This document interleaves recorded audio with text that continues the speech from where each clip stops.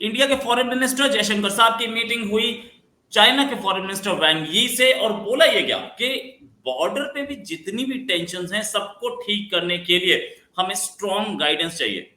Strong guidance मतलब हमें कहीं से सपोर्ट मिलेगी, गाइडेंस मिलेगी, कोई हमें गाइड करेगा कि कैसे हम पीछे हटें। या ये स्ट्रॉन्ग गाइडेंस कभी नहीं आएगी। 4 साल हो गए दोनों के स्टैंड ऑफ को, आज तक दोनों की फोर्सेस पीछे नहीं गई हैं।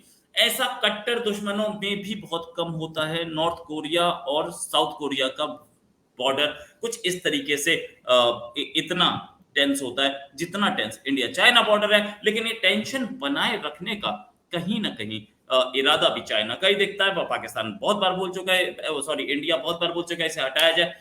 इसी बात करने के लिए हमारे साथ सुमित जैन साहब जो खुद चाइना में बैठे हैं और चाइनीज पॉलिटिक्स को और चाइना की इकोनॉमी को अच्छी तरह से जानते हैं। चाइना की इन्होंने 4 किताबें भी लिखी हैं जो कि अमेजोन पे अवेलेबल हैं।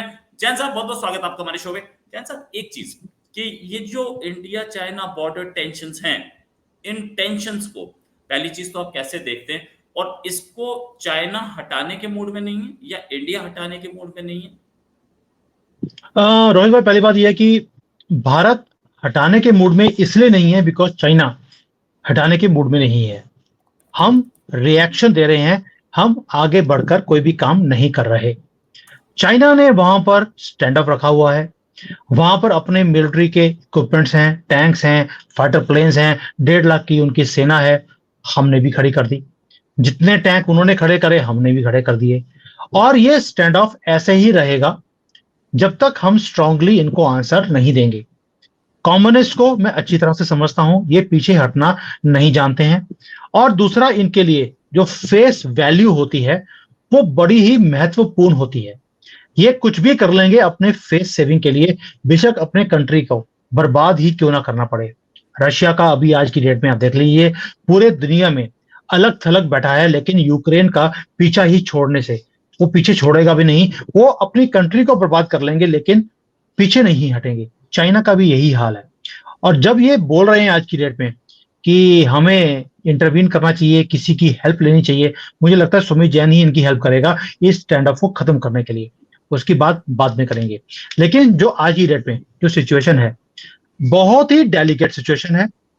लेकिन जो कार्ड्स हैं वो किसके हाथ में है? मजे की बात यह है, पहली बार है कि पिछले 75 सालों में कार्ड्स भारत के हाथ में है, चाइना के हाथ में नहीं है। अच्छा, ये छोटा स्टैंड ऑफ नहीं है। 4 साल हो गए, 1000 दिन से ज्यादा, 1400 दिन के आसपास। ये मैं पूछना चाह रहा था आपसे कि अगर ऐसा लंबा स्टैंड ऑफ रहेगा तो क्या इंडिया चाइना रिलेशंस, पाकिस्तान तो खैर छोड़ ही दीजिए, पाकिस्तान का जो इंडिया चाइना रिलेशंस बेहतर हो पाएंगे, और इंडिया चाइना रिलेशंस बेहतर नहीं होंगे तो पाकिस्तान से रिलेशंस बेहतर नहीं होंगे। ये चाइना क्यों ऐसा स्टैंड ऑफ बनाए रखना चाहता है, कोई रीजन? पहली बात यह है कि मैंने पहले बोला आपको, उन्हें यह नहीं समझ आ रहा कि अब पीछे हटें तो नाक कटती है, आगे आ नहीं सकते, तो वहीं पर स्टैंड ऑफ है। पीछे हटने के लिए उन्हें फेस सेविंग का, जैसे बोलते हैं ना कि फेस सेविंग का कोई मौका चाहिए, वो मौका भारत दे नहीं रहा। उन्हें है कि यहां पर हमारे जो फौजी हैं उन्हें 20-30 लोगों को मारकर वो पीछे भाग जाएंगे, ये बोलकर कि देखिए हमने तो वहां पर लोगों को मार दिया। भारत ने पहले ही, अमेरिका से इंटेलिजेंस मिल गया और हमने क्या किया, पहले ही वहां पर अपनी तैनाती कर दी थी, और जब वो आए तो लाल नाक करके, खून अभी तक सूखा नहीं है वैसे भेजा है वापस। तो इसलिए फेस सेविंग इनको नहीं मिल रही और ना ही हम देने वाले हैं। अब तरीका क्या है? तरीका यह है कि चाइना कभी भी पीछे नहीं हटेगा, आपको फेस सेविंग देनी नहीं है। हम भी टेम्परेचर को इंक्रीज करते जा रहे हैं।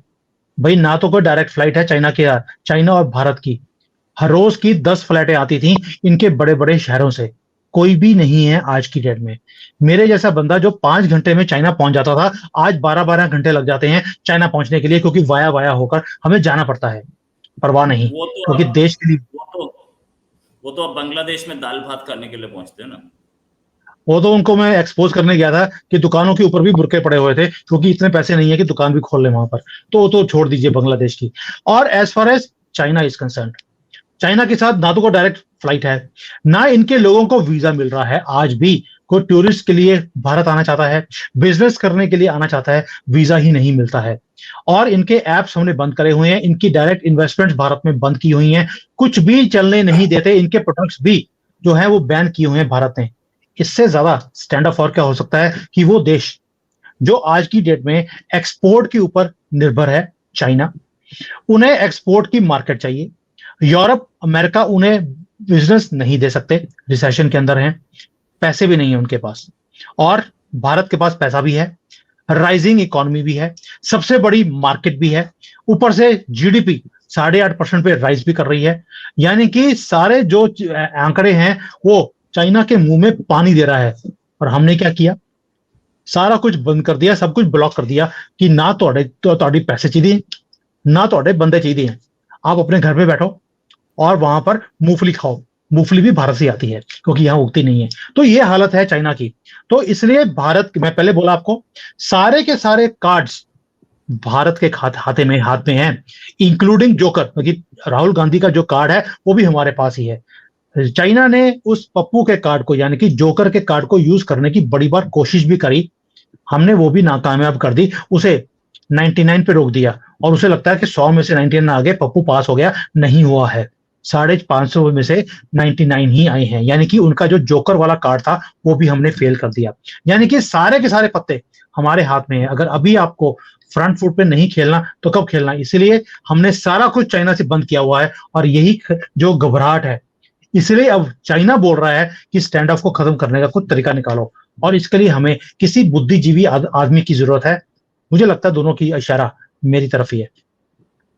स्ट्रॉन्ग गाइडेंस, हाँ वो मैं मानता हूं। इसमें जो स्ट्रॉन्ग गाइडेंस वर्ड यूज किया है, क्या इन्होंने ये वर्ड मामले को टालने के लिए यूज कर दिया है या दोनों सीरियस दिख रहे थे? नहीं, रोहित भाई, it's a very serious matter. आपको क्या लगता है कि 1.5 लाख अगर हमारी फौज बॉर्डर के ऊपर खड़ी है, क्या खर्चा हमारा नहीं हो रहा? क्या दोनों का। चाइना का वहां पर इतनी फौज खड़ी है, क्या उसका वहां पर खर्चा नहीं हो रहा? एक छोटे से एरिया में इतनी बड़ी आपने एक, जिसको बोलते हैं कि डायनामाइट आपने रखा हुआ है, थोड़ी सी चिंगारी बहुत बड़ा एक शेप ले सकती है। दो बहुत बड़ी इकोनॉमीज हैं, दो बहुत बड़े मुल्क हैं।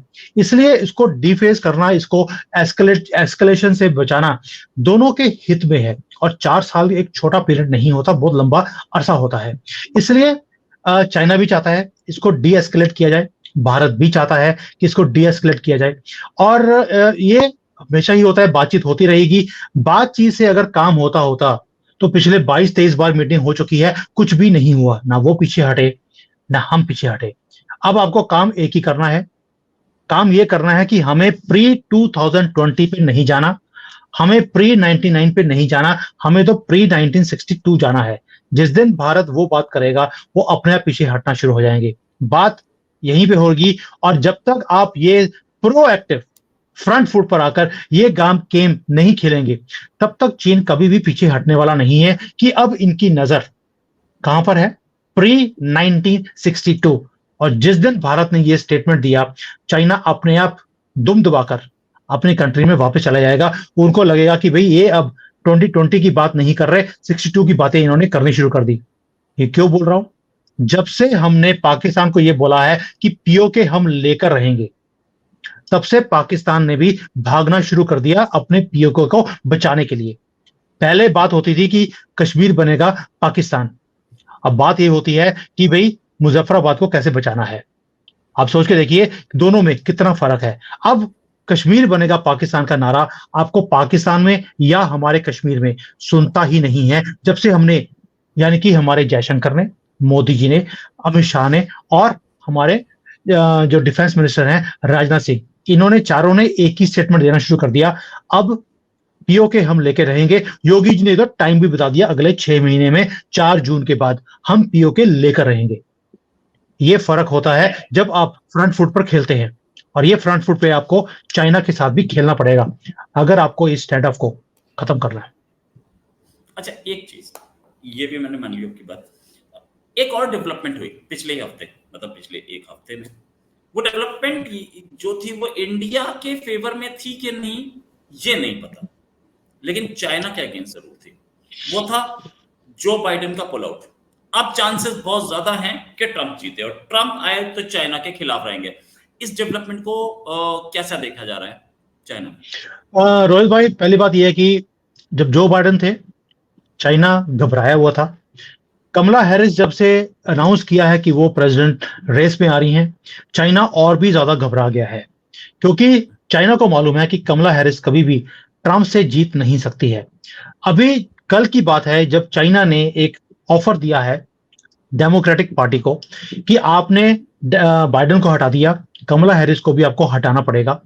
और इनकी चाइना की चॉइस है कि ट्रंप को अगर कोई मुकाबला दे सकता है तो वो हिलरी क्लिंटन है। हिलरी क्लिंटन ने 2016 में भी बहुत तकड़े लेवल पर उन्हें टक्कर दी थी, और अभी भी हिलरी क्लिंटन ही टक्कर दे सकती है। तो चाइना चाहता है कि डेमोक्रेट्स हिलरी क्लिंटन को लेकर आए। वो करप्ट लेडी है, और चाइना को करप्ट और बेवकूफ लोग अच्छे लगते हैं। वो डिप्लोमेटिकली हर चीज को संभाल भी लेती है, यानी कि छुरी भी आपके गले पे लगाएगी और आपको पता भी नहीं लगेगा हिलरी क्लिंटन उस चीज का नाम है। इसलिए चाइना ने अपनी एंडोर्समेंट और अपनी सपोर्ट हिलरी क्लिंटन के पीछे कर दी है। तो अमेरिका के अंदर डेमोक्रेटिक पार्टी के अंदर आवाजें उठनी शुरू हो गई हैं कि कमला हैरिस अभी भाग रही है, इसके ऊपर कोई ना कोई करप्शन का केस लेकर इसे हटाया जाएगा और हिलरी क्लिंटन को दोबारा से सामने लेकर आया जाएगा। वक्त बताएगा आपको कि ऐसा होगा कि नहीं होगा, लेकिन जो मेरी अंदर की खबर है मैं वो बता रहा हूं कि चाइना ने कमला हैरिस को सपोर्ट करने से मना कर दिया है, हिलरी क्लिंटन को अपनी सपोर्ट दिखा दी है। क्योंकि ट्रंप अगर जीत कर आते हैं, वो पहले दिन उन्होंने बोल दिया जिस दिन मैं जीत कर आऊंगा मैं चाइना के ऊपर 200% इंपोर्ट ड्यूटी लगाने वाला हूं। और ये जैसा ही हुआ, आप समझ लीजिए चाइना विल बी हिस्ट्री। और चाइना कभी भी ये चीज बर्दाश्त नहीं कर सकता कि इतनी आसानी से वहां पर ट्रंप को जीतने दिया जाए। मोदी जी के केस में भी उन्होंने पूरी कोशिश करी कि यहां पर पप्पू पास हो जाए, और वहां पर भी पूरी कोशिश की जाएगी कि या तो बाइडेन आए, अगर बाइडेन नहीं आता तो हिलरी क्लिंटन जैसे लोग आए, ताकि ट्रंप कहीं दोबारा से वहां पर प्रेसिडेंट ना बन जाए। क्योंकि आप सोच के देखिए, 3 लोग इस दुनिया में, एक है पुतिन, दूसरा है ट्रंप, और तीसरे है मोदी जी। और तीनों की दोस्ती कितनी गहरी है ये मुझे समझाने की जरूरत नहीं है। राइट। अच्छा, फाइनली चाइना की जो इकोनॉमी है, फिर पता लग रहा था कि उसके रिजल्ट्स बहुत अच्छे नहीं आए। क्या ऐसे में चाइना इंडिया के साथ कुछ बेटर रिलेशन बनाना चाहेगा? क्योंकि इंडिया चाइना दो ऐसी इकोनॉमीज हैं जो कि मिल करके, अगर मिल के लड़ें तो वर्ल्ड को डोमिनेट कर सकते हैं, और दोनों का सपना भी वही है, लेकिन कहीं ना कहीं पर्सनल एम्बिशन सामने है। देखिए, हमने जो चाइना है उसे बार बार बोल रहे हैं कि आप सिंगल पोलर वर्ल्ड चाहते हैं, हम मल्टीपोलर वर्ल्ड की तरफ जा रहे हैं जहां पर स्पेस बहुत ज्यादा है। आप भी दादागिरी कीजिए, मैं भी करता हूं। आपको सिर्फ ये है कि अमेरिका की जो डोमिनेंस है उसको खत्म करके मैं अपनी डोमिनेंस पूरे दुनिया के ऊपर डालूं, थोपूं। ये वर्ल्ड अब बर्दाश्त नहीं करेगा। ये जिद को छोड़ दो, तुम भी स्पेस लो, हम भी स्पेस लेते हैं। अमेरिका की जो दादागिरी है वो कम होती जा रही है, and let us share the cake. China चाहता है कि ये पूरा केक को केला खा जाए, भारत उसे खाने नहीं देगा। चाइना आज की डेट में चाहता है कि भारत के साथ ट्रेड हो, और ट्रेड हो भी रहा है। 150 बिलियन से ज्यादा तो हमारा ट्रेड है। 100 बिलियन डॉलर से ज्यादा का तो डेफिसिट है हमारा, यानी कि 8 लाख करोड़ का नुकसान हमें हर साल होता है चाइना के साथ ट्रेड करके। लेकिन चाइना चाहता है कि ये और बढ़े, भारत चाहता है कि जल्दी से जल्द ये कम हो, और जो चाइना है उसे बिल्कुल उसकी पीठ दीवार पर लगाई दी जाए। लेकिन कुछ समय के लिए हमें चाइना की जरूरत भी है, क्योंकि अभी वो पूरा का पूरा जो जिसको वो हम बोलते हैं कि इकोसिस्टम अभी भारत में नहीं लगा है। अभी जो स्पेयर पार्ट्स हैं हम चाइना से इंपोर्ट करते जरूर हैं, क्योंकि हमारे पास अभी तक वो फैक्ट्रीज लगी नहीं है। 2-3 साल अभी और लगेंगे। जिस दिन वो फैक्ट्रियां यहाँ पर भारत में पूरी लग गई, हमारा इंपोर्ट आप देखेंगे कि ड्रास्टिकली नीचे जाना शुरू हो जाएगा। मैं उसका उदाहरण दे सकता हूँ, बड़ा ही इजी है समझना कि कैसे स्पीड पकड़ती है। जब आप कोई पॉलिसी निकालते हैं उसको 5-6 साल लग जाते हैं, लेकिन उसके बाद रिवर्सल होना शुरू होता है। सबसे पहले हमने मोबाइल्स के ऊपर काम करना शुरू किया, आज पूरा इकोसिस्टम भारत में लग गया है। 99% मोबाइल भारत में बनते हैं, जबकि पहले हम 99% इंपोर्ट करते थे 2014 से पहले। और फीड किसको करते थे? चाइना को। कांग्रेस ने कभी भी वो पूरा इकोसिस्टम भारत में लगने ही नहीं दिया। और अभी भी ये पप्पू ऐसे बोलते हैं कि भाई जब चाइना के अंदर मैन्युफैक्चरिंग बेस इतना बड़ा है तो भारत में मेक इन इंडिया करने की जरूरत क्या है, यही उनकी स्टेटमेंट थी। लेकिन जब इलेक्शंस का टाइम आता है तो बोलते हैं ये मेक इन इंडिया क्यों नहीं है। आज मेक इन इंडिया में मोबाइल बन रहे हैं तो बोलना बंद कर दिया। अभी लैपटॉप्स हैं, बाकी इलेक्ट्रॉनिक्स आइटम्स हैं, उसके ऊपर मोदी जी लगे हैं कि ये सब कुछ भारत में ही बनना चाहिए। जो मेडिसिन है उसके केमिकल्स भारत में बनने चाहिए, बनने भी शुरू हो गए हैं। ऑलमोस्ट 40% हमने अचीव कर लिया, 60% रह गया है। लेकिन जब पॉलिसी अनाउंस होती है उसको इकोसिस्टम को लगने के लिए 2-3 साल 4 साल का वक्त लगता है, उसके बाद वो स्पीड पकड़ लेता है। जैसे हमने मोबाइल्स में किया है, अभी इलेक्ट्रॉनिक्स में, मेडिसिन में हो रहा है। डिफेंस का बहुत बड़ा जो चंक है, पहले हम इंपोर्ट करते थे, आज हम एक्सपोर्ट करने लगे हैं। We are not a net importer only, we have become a exporter also. लेकिन 5-6 साल का वक्त लगा डेवलपमेंट करने के लिए। तो ये जो सारा सिस्टम जो बता रहा हूं आपको मैं, ये सारा भारत में होता जा रहा है। और ये चाइना की जो मजबूरी है आज की डेट में कि भारत के साथ रिलेशंस को ठीक करना। अगर आपने अभी नेगोशिएट नहीं करना, जब आपकी इतनी स्ट्रांग पोजीशन हो वर्ल्ड के अंदर, डिप्लोमेटिकली, इकोनॉमिकली आप राइज कर रहे हो, सामने वाला आदमी तेजी से गिर रहा हो रॉकेट की तरह, हम राइज कर रहे हैं, वो गिर रहे हैं। अगर अभी आपको नेगोशिएट नहीं करना, बॉर्डर का इशू हो, ट्रेड डेफिसिट का इशू हो, बेशक वो मैन टू मैन जो एक्सचेंज होती है उसका इशू हो, अगर अभी नहीं करना तो कब करना है? राइट राइट, सही बात। तो ये पूरा का पूरा गेम यानी कि आके टिकता है मेक इन इंडिया और आत्मनिर्भर भारत पे, जिसने चाइना की कमर तोड़ी। ये बात मानते हैं? देखिए, मैं हमेशा बोलता हूं कि मोदी जी के दो जो वर्ड्स होते हैं, इतने सिंपल वर्ड लगते हैं, लेकिन उसके पीछे गेम प्लान कितना बड़ा होता है ये बाद में समझ आता है। जैसे मेक इन इंडिया, आत्मनिर्भर, make for Bharat and make for the world, यानी कि हम एक्सपोर्ट ओरिएंटेड कंट्री नहीं बनना चाहते जैसे चाइना बना है। अपनी डिपेंडेंस उसने या अपने सर्वाइवल, अपनी ग्रोथ लोगों के सर के ऊपर रख दी। मोदी जी बोलते हैं हम अपने लिए बनाएंगे और जो बाकी का बचेगा उसको हम वर्ल्ड में एक्सपोर्ट करेंगे। जबकि चाइना का पॉलिसी उल्टा था, हम दुनिया के लिए बनाएंगे और जो बचेगा वो अपने कंट्री के लिए यूज करेंगे। इसलिए उनकी डिपेंडेंसी दुनिया के ऊपर रही। जैसे ही दुनिया ने हल्की सी आंखें दिखानी शुरू करी हैं चाइना को, आप सोचकर देखिए, यहां पर लाले पड़े हैं सर्वाइवल के।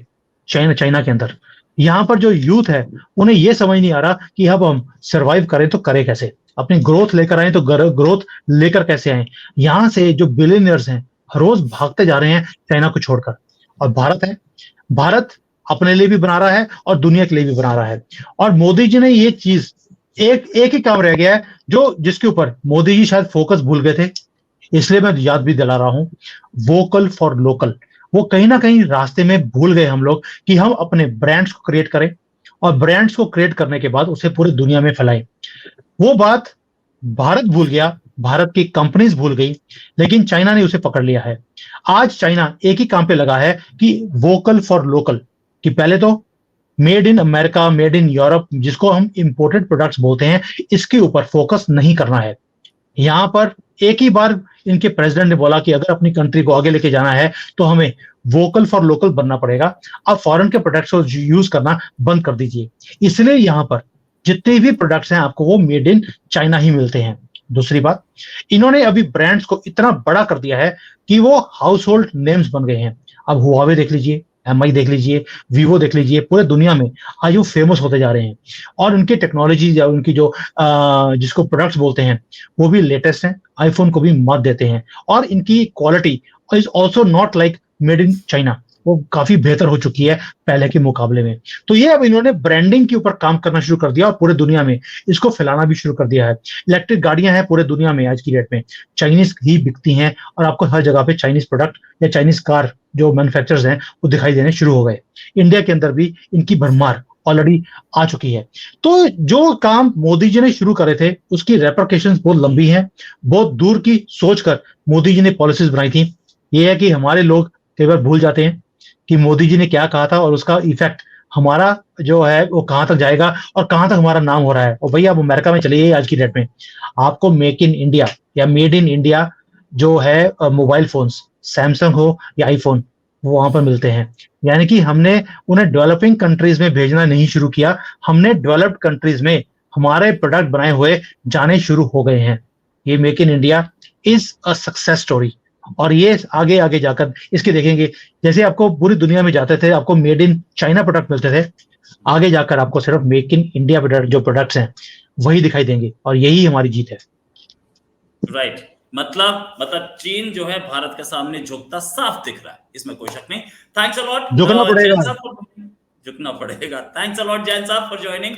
बहुत बढ़िया, बहुत ही अच्छा और मतलब डिटेल्ड डिस्कशन आपके साथ चाइना में बात करने में बहुत अच्छा लगता है। जो उम्मीद है जल्दी डिस्कशन और करेंगे। अभी के लिए नमस्कार, धन्यवाद, जय हिंद।